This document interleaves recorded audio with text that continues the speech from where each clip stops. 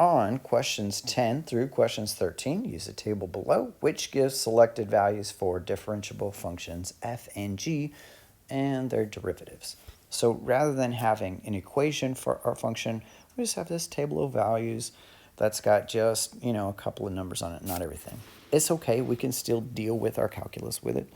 Number 10, let h of x equal this composite function f composed with g of x, and we want to find h prime of 0.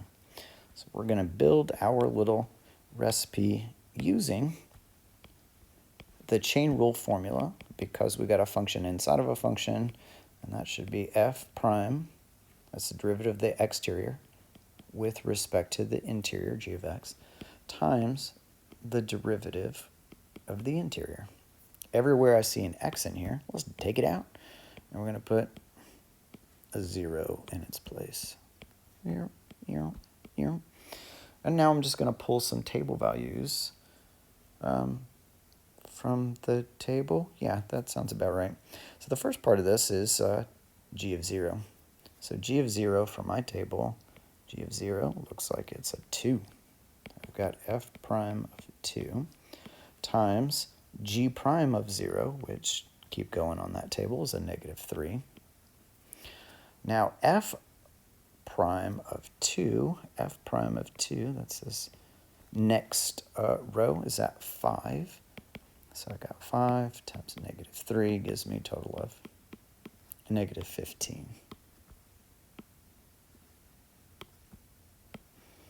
All right, so far so good. Number 11, there exists a value of c such that c is not 0 and h prime of c can be found using the table just like we did before. Here, let me clean this table up since we're going to use it again for another problem. Or 2. Or perhaps 3. Find the value of c and h prime of c. So h is still the same exact function as it is in number 10. So basically we're going to repeat question number 10, but we can't use 0 because we've already done that one. Now, so I'm just going to copy down that whole recipe thing again for using the chain rule, which is f prime composed with g of x times g prime of x. Okay, and our limiting factor here is going to be this g of x. And the reason why is because, sure, we're going to plug in any numbers for our original input of x. Whatever g outputs, that becomes now the input for the f prime function. And you can see that in this column. Let me clean this up one more time. Hey, come on, cooperate. And let's color it green. In this column, these y values will not correspond to a given x value for everything in this table here. So for example, let's just kind of go through this one step by step. Let's say that I wanted to try to evaluate this at h prime of negative 4. So let's just kind of follow this around. So I would first have to find g of negative 4. G of negative 4 is negative 2 in this table. All right, so far so good. And then I'd have to evaluate my f function, my f prime function, at that negative 2. Can I do that? I sure can, because that value is in the table. So far we've got a c value of negative 4 that checks out. We can use that one. All right, and let's do another value in the table. How about negative 2? So if we tried negative 2, follow it over, I've got a g of negative 2 is equal to 4. So it'll output a 4, and then I have to put that into the f prime function. I also have that number in my table. So I've got c of negative 2 also works out. I can do that one. How about if I try to do, well, I've already done 0, so disregard that one. Let's just keep going on. Our x value of 2. So follow our x value of 2 over, and I get my g is equal to negative 8. So it'll output a negative 8, which becomes the input for the f prime function, and I don't have a negative 8 in this first column here in order to evaluate it. So I won't be able to do that one. The last one here, how about 4? If I plug in 4, g of 4 gives me a negative 26, and of course there's not a negative 26 for my x value here. So we're left with these two values, c is equal to negative 4 and negative 2. You don't have to do both of them. You only had to do one of them that would possibly work. So since I'm going to be as complete as possible, I'm going to go ahead and do both of them. Let's first do this negative 4. So h prime of negative 4 is equal to f prime of g of negative 4 times g prime of negative 4. And get stuff from a table again. So g prime of negative 4, we've already circled this. This is negative 2. And then times g prime of negative 4. G prime of negative 4 looks like it's a 5 right over here. Put a box around it. And then f prime of negative 2. F prime of negative 2 is a negative 3. Whoops, I need to write that again. Negative 3 times 5, we get a negative 15. Again. All right, so we've got a c is equal to negative 4, and my h prime of c, in this case negative 4, is equal to negative 15. Put a box around it. So let's do the other one as well. Let me get rid of all this stuff on my table. Maybe even that stuff too. All right, and we said we wanted to also evaluate h prime at negative 2. That one should work too. So f prime composed with g prime, no, not g prime, g of negative 2 times g prime of negative 2. From the table, g of negative 2 is a 4. And g prime of negative 2 is a 1. What is f prime of 4? F prime of 4 looks like it's a 9. 9 times 1, pretty sure that's 9. So we got a c value of negative 2, which worked, and an h prime of c was equal to 9. Oh, that cut off my next question. I'm not going to be able to see it. Make a better box. Okay. Let's move on. Number 12 then. Let m of x equal to g inverse of x and find m prime of negative 8. All right, what I'm going to do is recommend that we disregard the m because that's just going to introduce a new function name. So let's just do it in terms of g, which is what our table has in it. This table over here that is now nice and beautifully clean.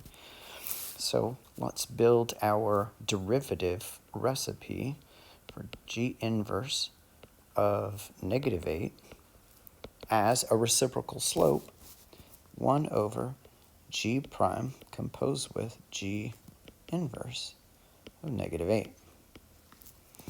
All right, so let's go back doing something that we talked about during the lesson, is that this part here is actually a y value. Remember, on the inverse function, I would have the point negative 8, comma something, let's just call it k. On the original function, I would have those two things switched around, k comma negative 8. And I can see on the original function, which is what we have in our table up here, it's that negative 8 is a y value for the g function. So let's look at our g function and locate negative 8. And I can see that it's going to correspond with an x value of 2.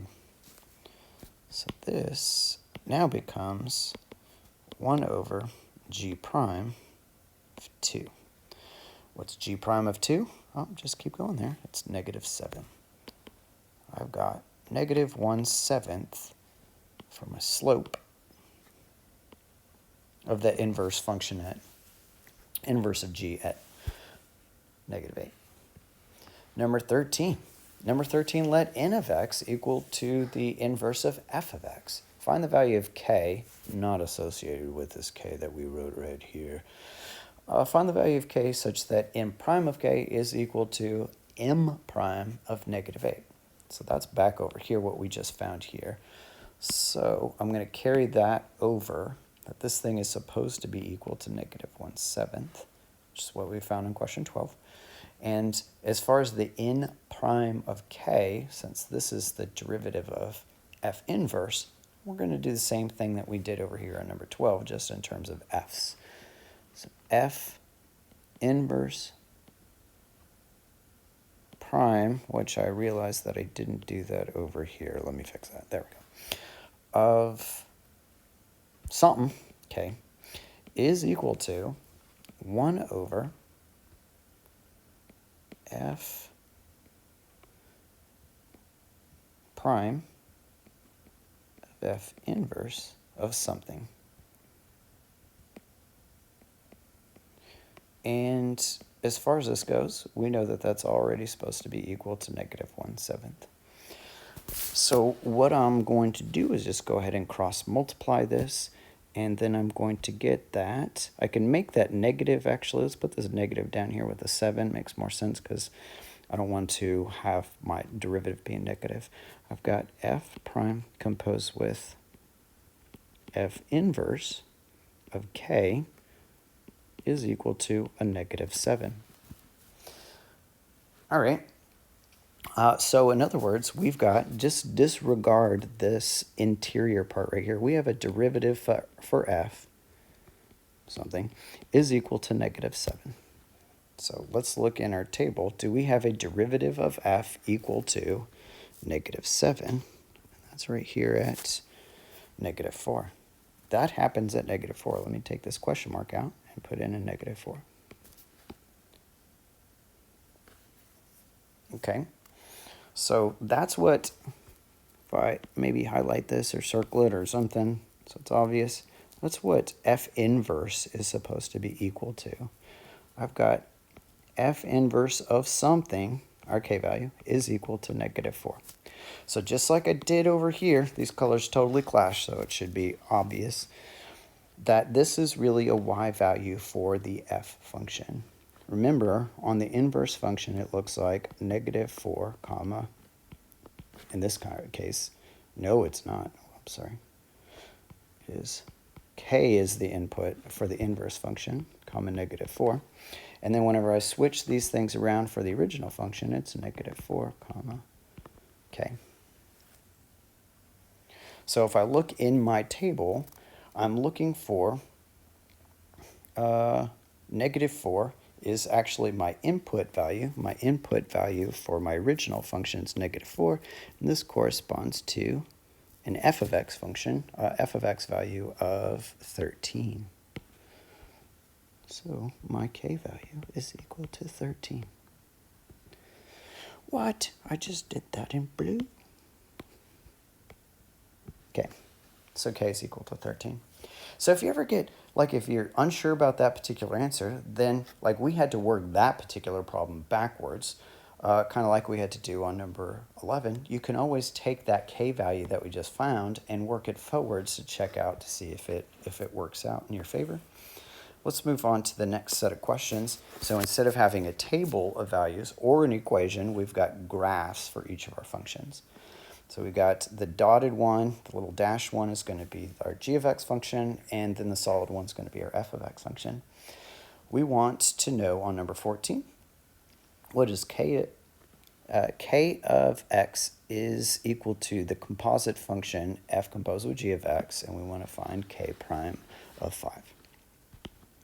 As we've already done 4 billion times, we're going to write that as k prime of 5 should be equal to f prime composed with g of 5 times g prime of 5. Okay, so for this interior part here, this is just a y value on the g function. Anytime that I have a derivative, like the g prime of 5, I'm going to look for the slope at that particular point. the slope of, since these are little linear equations, it's just going to be the slope of that line at that particular point. Okay, as we've done before, let's do the g of 5 part first. So on the 5 function, let's follow this up. On the g of x function, that looks like it's 4. F prime of 4. And now, what is the derivative of the g function right there at 5? So right there at 5, everything that's on that line has the same exact slope. And looks like I can go down, maybe I just start up here at the top. I'm going down 1, 2 over 1, 1, 2 over 1. It looks like it's a negative 1/2. All right. Wait, it's not negative 1/2. Let me back that up. I go down 2 and over 1. Oh, this is steeper. This is a negative 2 slope. Pardon me, a negative 2 slope. That's better. I had this weird feeling about that answer. And then finally, we need to find f prime of 4. F prime of 4, we're going to look at the f function at 4, follow it up, and then what is the slope at that point? Hey, look, these things are exactly parallel to each other, so it has the exact same slope of, get it right this time, negative 2 times another negative 2 is equal to a positive 4.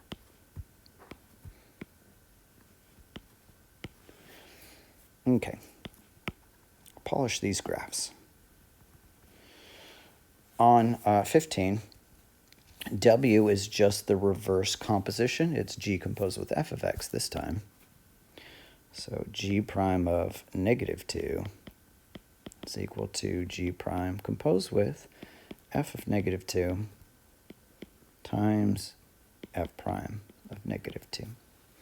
So again, we're going to do the interior part of this first and find f of negative 2. 1, 2, negative 2. F is the solid function. That looks like that is at 2. So this is G prime of 2 times f prime of negative 2. So the derivative here, the slope there, that just looks like it's 1, up 1 over 1, up 1 over 1, 1. And then G prime of 2, going over here to 1, 2, the G function, finding its slope. Oh no, we got an issue, we got a problem.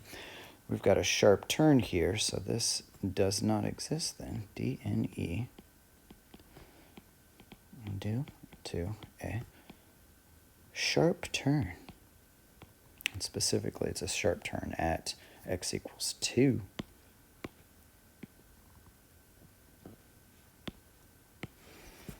Okay.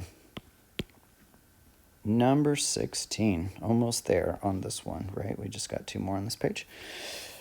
V of x is equal to the inverse of f of x, and then gives us some sort of interval here, and we want to find v prime of 2.